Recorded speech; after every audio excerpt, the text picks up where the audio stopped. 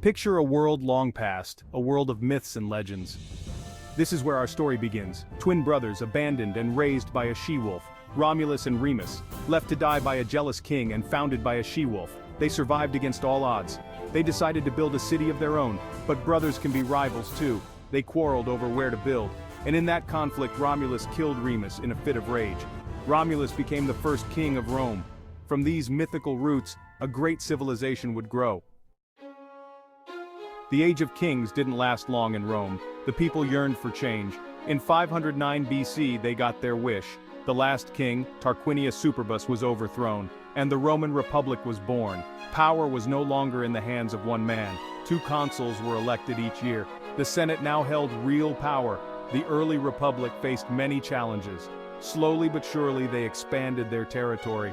As Rome grew, so did its ambitions. The seeds of empire were being sown.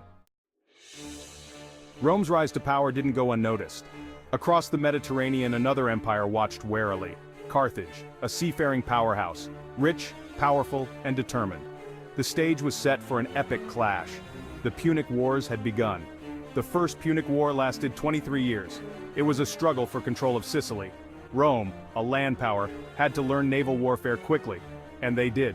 Against all odds they defeated the Carthaginian fleet, and Sicily became Rome's first province outside Italy. But it was the Second Punic War that truly tested Rome. In 218 BC, Hannibal Barca led an army across the Alps, elephants and all. It was a feat that shocked the Romans. Hannibal won battle after battle on Italian soil. Rome seemed on the brink of defeat, yet Rome refused to surrender. They adopted new tactics and avoided direct confrontation. Slowly they wore Hannibal down and took the fight to Africa. Finally, at Zama, Scipio Africanus defeated Hannibal. Rome had survived its greatest test. The path to empire was now clear. The Republic had triumphed, but at a cost. Rome was changing. The old ways were breaking down. Power began to concentrate in the hands of a few. Men like Marius, Sulla, and Pompey reshaped Roman politics. But it was Julius Caesar who would change everything. Caesar was brilliant, ambitious, and ruthless. He conquered Gaul, adding vast territories to Rome.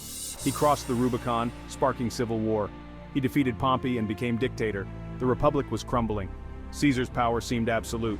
But on the Ides of March 44 BC, Caesar fell, assassinated by those who feared his power. They thought they had saved the Republic. They were wrong. Caesar's death plunged Rome into chaos. His adopted son Octavian emerged victorious. Octavian became Augustus, the first emperor of Rome. He was clever. He maintained the facade of the Republic, but real power was his alone, and the age of the Caesars had begun. Rome was now an empire, in fact, if not in name. The golden age of Imperial Rome. Under Augustus and his successors, Rome flourished. The Pax Romana, Roman peace, spread across the empire. Trade boomed, cities grew, the arts flourished. It was a golden age of prosperity and culture. Rome was at its zenith. The empire stretched from Britain to Egypt, from Spain to Syria. Roman law and Roman ways spread far and wide. Latin became the language of government and culture. The Mediterranean was a Roman lake. It seemed the empire would last forever. Great emperors like Trajan and Hadrian expanded the empire further. They built magnificent structures. Hadrian's Wall in Britain, the Pantheon in Rome. These monuments still stand today. They are testaments to Roman engineering and ambition. But even in this golden age there were signs of trouble. The empire was vast, perhaps too vast. Governing it was a constant challenge. Emperors came and went, some good, some bad. The seeds of future problems were being sown, but for now, Rome reveled in its glory. Engineering marvels of the empire. Rome wasn't just about conquest, it was about building. The Romans were master engineers. They reshaped the landscape of their empire. Their work still amazes us today. Let's explore some of these marvels. The roads were Rome's arteries, straight, durable, and extensive. They connected the far-flung corners of the empire. All roads lead to Rome, they said. And it was true. These roads allowed for rapid movement of troops and trade. Many still exist, a testament to Roman engineering. Aqueducts were another Roman wonder. They brought fresh water to cities from distant springs. Some ran for miles, defying gravity. The Pont du Gard in France still stands. It's a magnificent example of Roman ingenuity. These aqueducts made Roman cities livable for millions. Then there were the great buildings. The Colosseum, a marvel of architecture. The Pantheon with its perfect dome. Amphitheaters, bathhouses, and forums dotted the empire. Each showcased Roman skill and ambition. They were symbols of Rome's power and permanence. Cultural diversity and Roman expansion. Rome's empire was vast and diverse. It encompassed many peoples and cultures. From the forests of Germania to the deserts of Egypt, each region brought its own flavors to the Roman melting pot. This diversity was both a strength and a challenge. In the East, Rome absorbed Greek culture. Philosophy, art, and science flourished.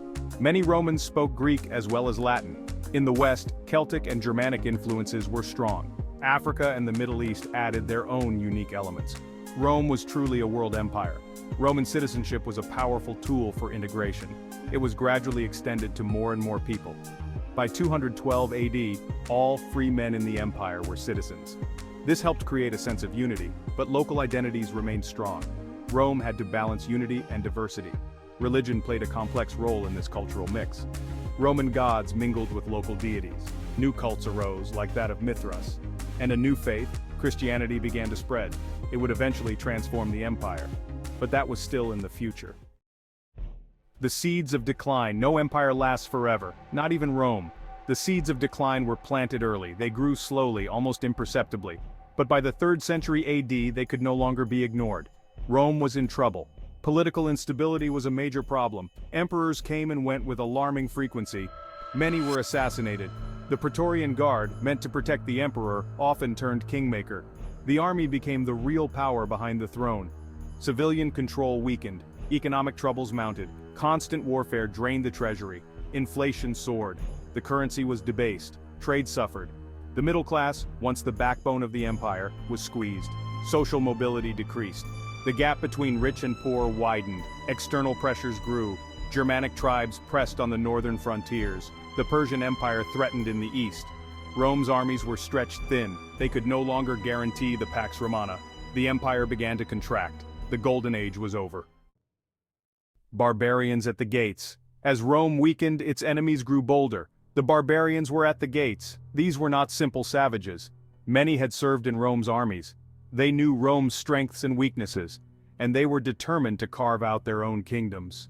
The Goths were among the first to breach the frontiers. In 378 AD, they defeated a Roman army at Adrianople. The Emperor Valens was killed. It was a shocking defeat. Rome had seemed invincible. Now its vulnerability was exposed. Other tribes followed. Vandals, Alans, Franks, and more. They poured across the Rhine and Danube. Some came as invaders, others as refugees fleeing the Huns. Rome tried to accommodate some as allies, but the influx was too great. The Western Empire began to crumble. In 410 AD, Rome itself was sacked by the Visigoths. It was the first time in 800 years that the Eternal City had fallen. The psychological impact was enormous. St. Augustine wrote the City of God in response. The end was approaching. The fall of Rome, 476 AD. The final act of the Western Roman Empire was almost anticlimactic. By 476 AD, Italy was controlled by Germanic mercenaries. The emperor was a figurehead. Real power lay with the barbarian general Odoacer. Romulus Augustulus was the last Western emperor. Just a teenager, he was a puppet of his father. In September 476, Odoacer deposed him. He sent the imperial regalia to Constantinople. The message was clear. The West no longer needed an emperor. This date is traditionally seen as the fall of Rome, but it wasn't a sudden collapse. It was the culmination of centuries of decline. The Eastern Empire, based in Constantinople, would continue for another 1,000 years. But the West had fallen. The world that emerged was very different. The unity of the Roman world was gone. New kingdoms arose on the ruins of the empire. The Dark Ages had begun. But Rome's legacy would live on. In law, language, and culture, Rome's influence would endure. Rome's enduring legacy. Rome fell, but it never truly died. Its legacy lives on in countless ways. In the languages we speak, in the laws we follow, in the very idea of Western civilization. Rome's shadow is long. Latin, the language of Rome, evolved into the Romance languages, French, Spanish, Italian, and more. Even English, a Germanic language, is heavily influenced by Latin. Roman law forms the basis of many modern legal systems. The idea of citizenship comes from Rome. Roman architecture continues to inspire. Look at any government building. Chances are you'll see Roman influences, columns, domes, arches. These are Rome's gifts to the world. Our modern cities owe much to Roman urban planning. Perhaps most importantly, Rome gives us perspective. It shows us that even the mightiest empires can fall, but it also shows us the power of ideas to outlive their creators. Rome fell, but Rome endures. In our minds, in our cultures, in our very way of life. The story of Rome is in many ways our own story.